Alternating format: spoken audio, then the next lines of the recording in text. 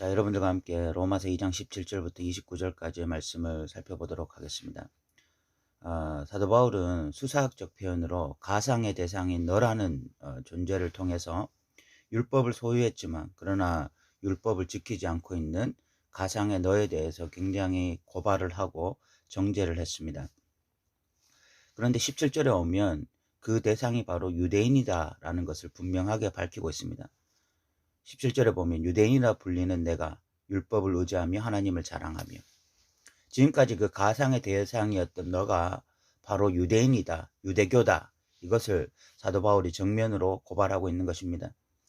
사도 바울이 이렇게 2장 1절부터 16절까지 이 수사학적 표현을 통해서 그 가상의 대상인 너를 통해 바로 이 종교적 모순을 일으키고 있는, 율법은 가지고 있지만 실질적으로 율법을 행하지 않는 대상인 너, 그에 대해서 철저하게 고발하고 정죄했던 이유는 결국은 그 유대인들을 정죄하고 유대교를 정죄하기 위한 것인데, 그럼 사도 바울은 왜 처음부터 그것이 유대인이다, 또 유대교다 이렇게 밝히지 않았느냐라고 한다면, 그 유대인들이 가지고 있었던 무서운 편견, 인식 때문에 그렇습니다.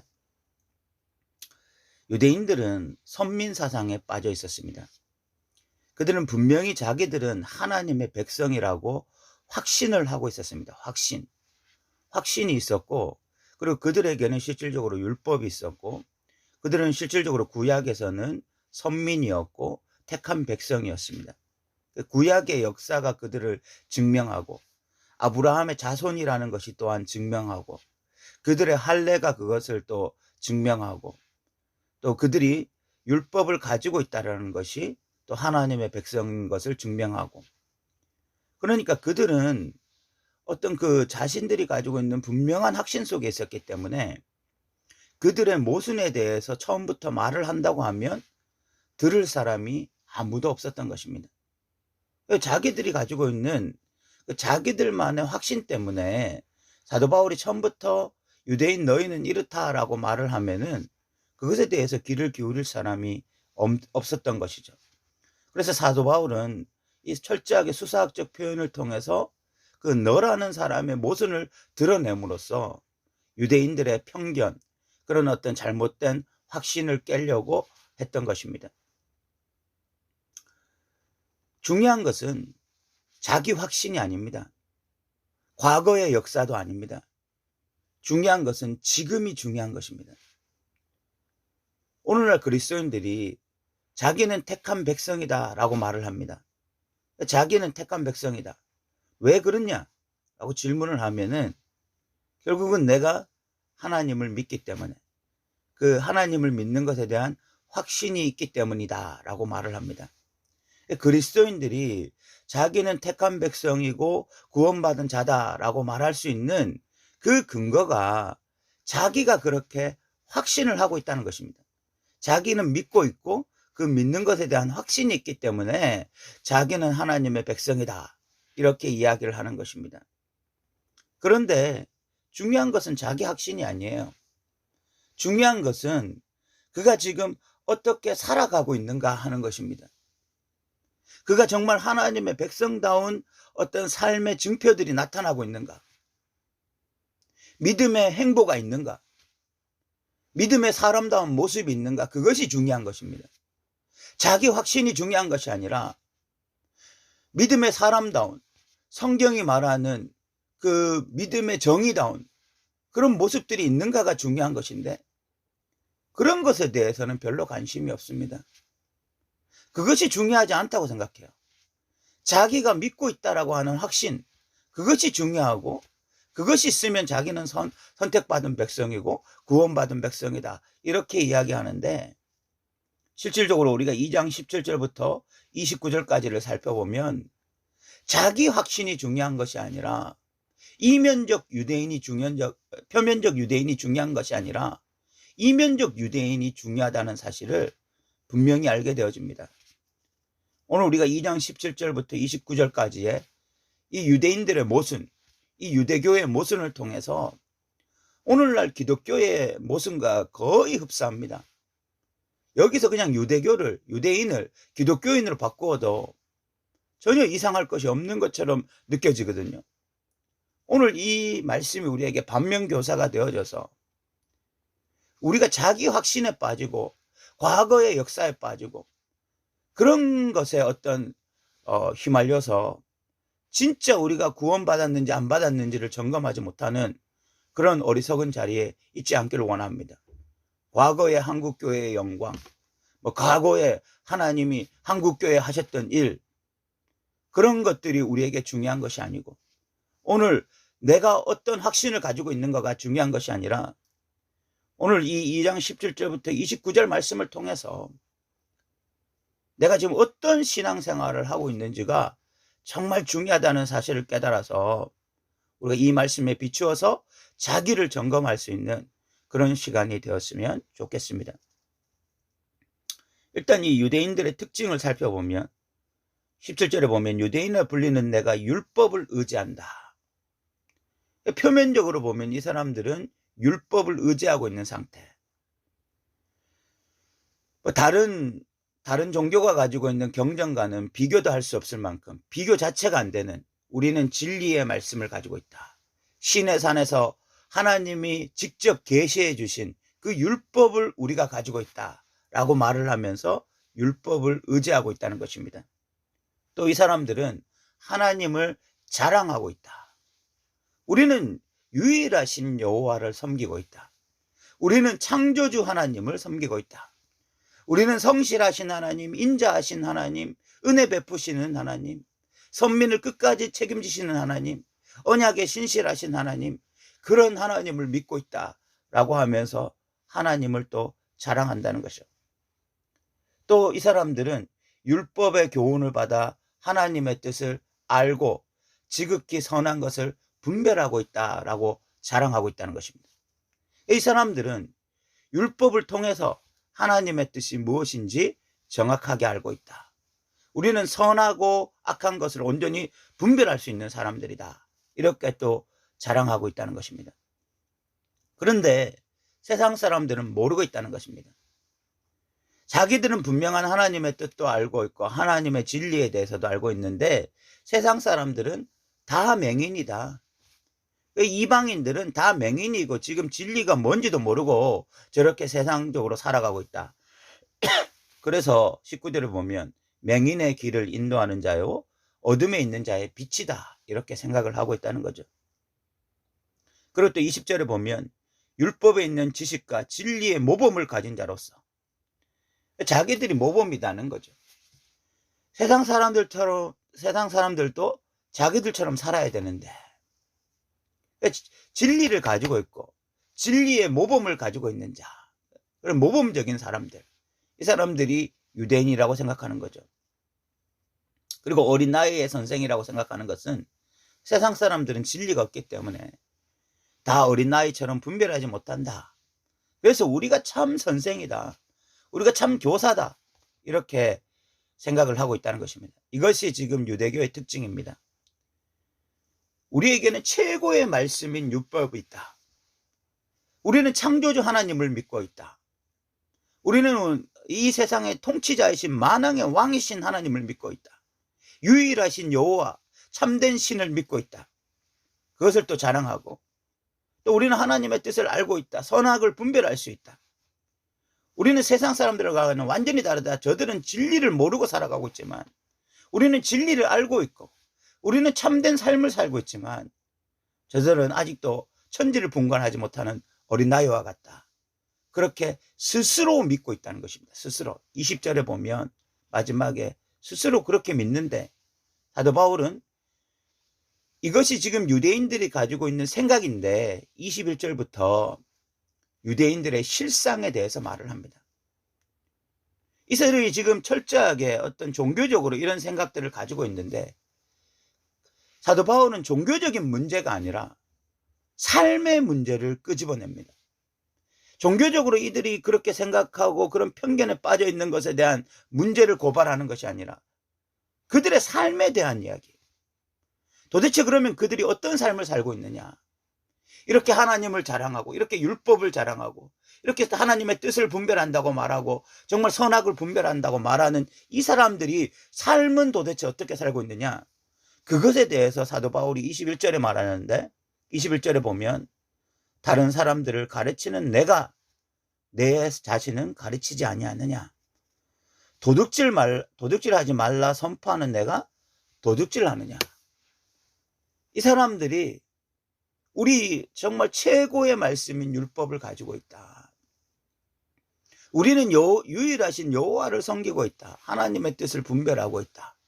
이런 식으로 자랑하는 사람들이 실질적인 삶에서는 도둑질을 한다는 것입니다. 도둑질을 한다는 것이 그냥 뭐 표면적으로 보면은 정말 남의 것을 도둑질하는 우리가 흔히 생각하는 도둑질일 수도 있지만, 구약에 보면 저울추를 속이는 것도 도둑질입니다.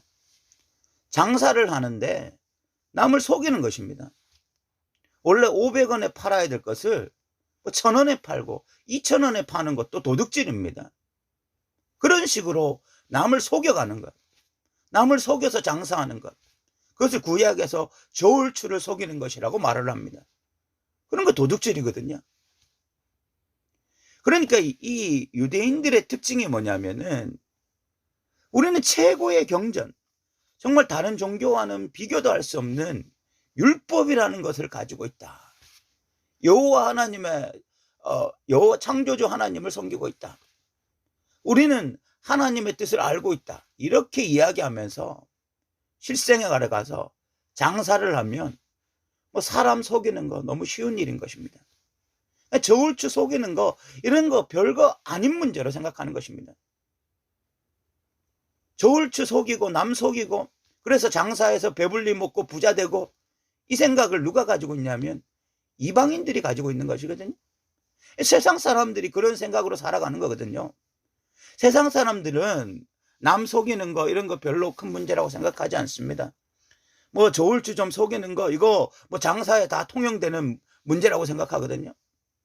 아니, 장사하는데 이 정도 이윤 남기기 위해서 그래도 내가 좀 먹고 살아야 되는데 그래도 좀 저울추 좀 속이고 하는 거 뭐 당연한 거 아니냐, 장사할 때 이런 거 당연한 문제다, 이거 그렇게 뭐 신앙과 결부시킬 일 아니다, 이게 세상 사람들의 어떤 사고방식인데, 유대인들 이렇게 뭐 하나님을 자랑하고 율법을 자랑하면서 삶에 가면 세상 사람들과 동일한 방식으로 살아가는 거죠. 수준이 바로 그런 것입니다. 장사할 때는 그리스도인으로 살아가는 것이 아니라 장사꾼으로 살아가는 것입니다. 이것이 유대교의 진짜 실상이었다는 거죠. 사도 바울은 그것을 고발하고 있는 것입니다. 간음하지 말라고 하는데 간음하지 말라 이렇게 이야기하면서 실질적으로 자기는 성적인 문제가 해결이 안 됩니다. 이것이 유대교의 실상이었습니다. 유대교가 구약에 보면, 구약의 역사 속에서 하나님의 선민이라고 그렇게 자랑을 하고 하나님의 택한 백성이라고 그렇게 자랑을 하면서 제일 넘어지는 문제 중에 하나가 이 성적인 문제였거든요. 성적인 문제가 해결이 안 돼요, 해결이. 그런데 이 성적인 문제의 타락을 가지고 있는 게 누굽니까? 세상 사람들 아닙니까? 세상 사람들에게는 율법이 없으니까, 진리의 말씀이 없으니까 그냥 이렇게 이 성적인 쾌락을 따라서 살아가는 것이 너무나 당연한 일인 것입니다. 세상 사람들은요, 남편이 있고 아내가 있어도 그냥 남편과 아내가 있는 상태에서도 다른 사람과 어떤 성적인 관계를 하고 이런 것에 대해서 전혀 양심에 거리낌이 없습니다. 그래서 뭐 수많은 성적인 문제들이 발생하죠. 그런데 유대인이라고 말하는 사람들, 하나님의 뜻을 분별하고 그리고 여호와 하나님을 섬기고 있고 최고의 어떤 진리의 말씀인 율법을 가지고 있다는 사람들조차도 성적인 문제가 극복이 안 돼요. 똑같이 쾌락을 추구합니다.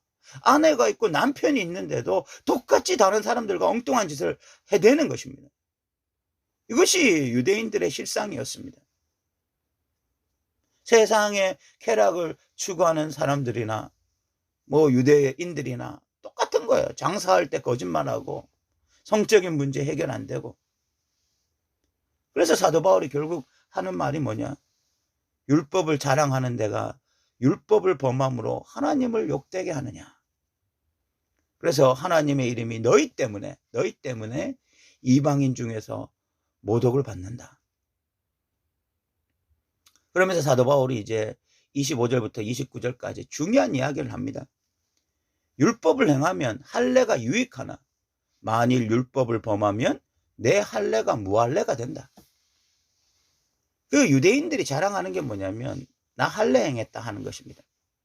그 할례라고 하는 것이 하나님의 백성된 표정이었습니다. 할례를 행했다. 그렇기 때문에 나 하나님의 백성이다 라고 말을 하는데 사도 바울은 말을 합니다. 할례를 행했다고 하면서 실질적으로 율법을 범하고 있으면 할례는 무할례가 된다.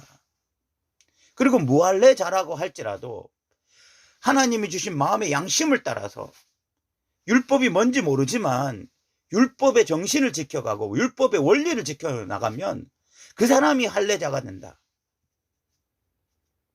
그래서 사도 바울이 중요한 이야기가 28절과 29절인데 무릇 표면적 유대인이 아니고 표면적 육신의 할례가 아니니라.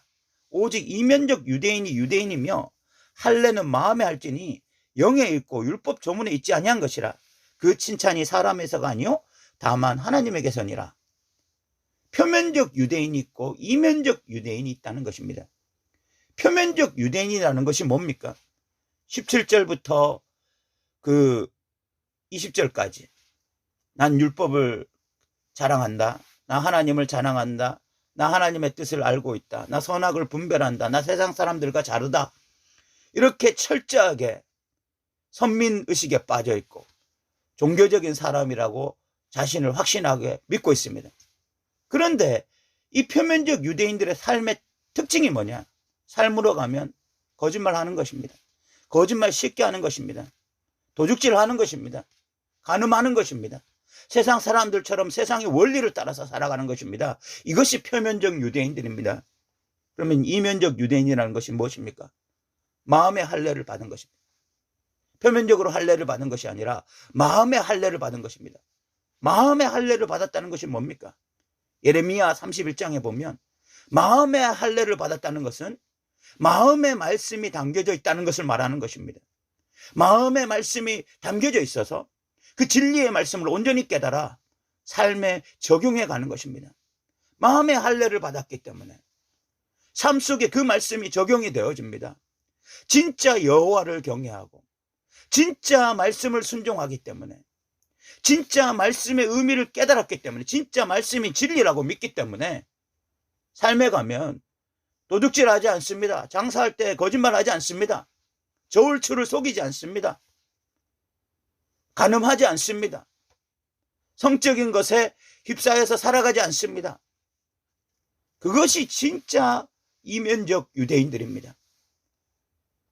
표면적인 율법의 몇 가지 조항만 지키는 것이 아니라 율법의 정신을 지켜나가고 율법이 말하는 바를 따라서 살기를 몸부림쳐서 나아가는 것입니다.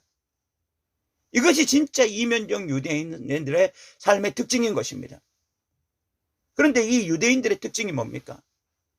그렇게 율법을 의지하고 그렇게 하나님을 자랑하고 하나님의 뜻을 안다고 말하고 맹인의 길의 인도자라고 스스로 자랑하면서 스스로 그렇게 믿으면서 삶으로 돌아가면 이방인과 아무런 차이도 없는 것입니다. 이방인들처럼 거짓말하고 이방인들처럼 성적인 것에 빠져있고 이방인들처럼 시기하고 질투하고 분내고 자기 하고 싶은 대로 하면서 살아갑니다. 율법이 적용이 안 돼요. 하나님을 의식하지 않습니다. 그것이 유대인들의 진짜 삶의 모습이었거든요. 사도 바울은 바로 그것을 고발하고 있는 것입니다. 이거 지금 기독교로 바꿔도 전혀 문제가 되지 않지 않습니까? 기독교는 지금 성경 말씀을 의지하고 하나님을 자랑하고 성경의 교훈을 받아 하나님의 뜻을 알고 있다고 스스로 생각하고 스스로 선악을 분별한다고 생각합니다. 그리고 세상 사람들을 인도하는 맹인의 길을 인도하는 자라고 생각합니다. 그렇게 스스로 믿고 있습니다. 그런데 그리스도인들이 삶으로 돌아가면 어떻습니까? 장사하는데 정직하지가 않습니다. 저울추를 속입니다. 탈세 쉽게 합니다. 뭐 장사할 때 500원에 팔아야 되는 거 뭐 1000원에 팔고 2000원에 파는 거 너무 쉽게 일어나는 일입니다. 그리고 뭐 정부에게 내야 될 제대로 된 세금 뭐 현금으로 받아서 탈세하는 일 너무나 쉽게 하는 일이 일어나고 있습니다. 제 친구 목사와 함께 우리가 잘 알고 있는 집사님 댁에 일부러 뭐 좀 하나라도 팔아주기 위해서 갔는데, 그래서 우리가 맛있게 음식을 먹고 계산을 하려고 할 때 목사인 우리가 목사라는 것도 알고 있고 잘 알고 있는 집사님임에도 불구하고 그 집사님이 우리에게 요구한 것이 현금으로 해주면 싸게 해주겠다. 우리가 참 경악을 했습니다. 우리가 그리스도인답게 살기 위해서 정부에 내야 될 세금 제대로 내는 건 너무나 중요하죠. 바르게 세금 내는 건 너무나 중요합니다. 그런데 세상 사람들처럼 살아가는 거예요. 뭐 탈세하고 이런 거에 대해서 전혀 문제의식을 느끼지 못합니다. 500원에 팔아야 될 거 1000원에 팔고 있으면서도 그런 것에 대한 전혀 문제의식이 없습니다. 삶에서는 그 말씀이 전혀 적용이 안 되고 그리스도인답게 살아가는 것이 전혀 어떤 적용이 안 되는 것입니다. 성적인 문제, 뭐 교회에 뭐 집사라고 하는 사람들이 세상에 나아가면 뭐 세상의 회식 때 온갖 성적인 더러운 문제들을 일으키고 그런 것에 대해서 전혀 문제의식이 없습니다. 뭐 집사님이든 뭐 장로님이든 뭐 목사든 정말 이 성적인 문제가 자유롭지 않은 사람들이 너무너무 많아요. 뭐 그런 것뿐만이 아니라 뭐 분을 내고 성질을 내고 뭐 남을 미워하고 또 뭐 남을 음해하고 이런 일들에 있어서 기독교인이라고 해서 뭐 별 차이가 있는 것이 아닙니다. 좀 이렇게 어떤 삶으로 나아가면 그렇게 말씀을 자랑하고 그렇게 여호와 하나님을 섬기고 있다고 말하고 그렇게 선악을 분별하고 있다고 말하고 세상 사람들은 진리가 없지만 우리는 진리를 가지고 있다라고 자랑하는 그리스도인들이 삶으로 나가면 도대체 차이가 뭐냐 하는 것입니다. 삶으로 나가면 똑같이 거짓말하고 똑같이 성적인 문제에 빠지고 똑같이 분을 내고 똑같이 남을 음해하고 엉뚱한 짓을 하고 그렇게 살아간다면 사도 바울은 이것은 표면적인 그리스도인에 불과하다. 이거 진짜 구원받은 그리스도인들 아니다. 이 사람들은 여전히 하나님의 진노의 대상 아래 있는 사람들이다. 진짜 구원받은 자들은 마음의 할례를 행한다. 이면적 그리스도인들이다. 표면적 그리스도인들이 아니라 이면적 그리스도인들이고 그 이면적 그리스도인들의 삶의 특징은 율법을 자랑할 뿐만이 아니라 율법의 원리를 따라서 살아간다. 창조주 하나님을 입으로만 자랑할 뿐만이 아니라 삶에서 경외하면서 살아간다. 바로 이런 이야기를 하고 있는 것이 바로 이 로마서 2장의 이야기인 것입니다. 사랑하는 우리 도누린교회 성도 여러분, 로마서 2장이 바르게 해석되어져야 로마서 3장의 이신칭의가 바르게 해석되어질 수 있습니다. 지금까지 한국교회는 이신칭의만을 이야기해왔습니다. 이 3장의 이신칭의 그냥 믿어서 의롭다함을 받는다, 이 이야기만 했습니다. 그런데 진짜 믿는 것이 무엇인지에 대해서 제대로 가르치지 못했습니다. 제대로 이야기하지 못했습니다. 진짜 믿는 것은 표면적 그리스도인이 되는 것이 아니라 이면적 그리스도인이 되는 것임에도 불구하고 그냥 믿어서 의롭다함을 받는 것에서 이 믿음이 표면적 그리스도인이 되어도 되는 것처럼 가르쳤습니다. 그런 가르침은 실질적으로 구원파와 동일한 가르침임에도 불구하고 구원파를 이단으로 정죄한 기독교가 그런 구원을 용인해 준 것입니다. 그런데 2장이 제대로 해석되어지고 나면 믿음은 그런 것이 아니라는 것을 확실하게 깨달을 수 있습니다. 표면적 그리스도인이 아니라 이면적 그리스도인들만이 하나님의 백성이라는 것을 분명히 깨달을 수 있는 것입니다. 여러분들에게 2장 말씀이 깊이 묵상되어져서 삶 속에서 믿음과 말씀으로 살아가는 저와 여러분 되시기 바랍니다. 오늘도 들어주셔서 감사합니다.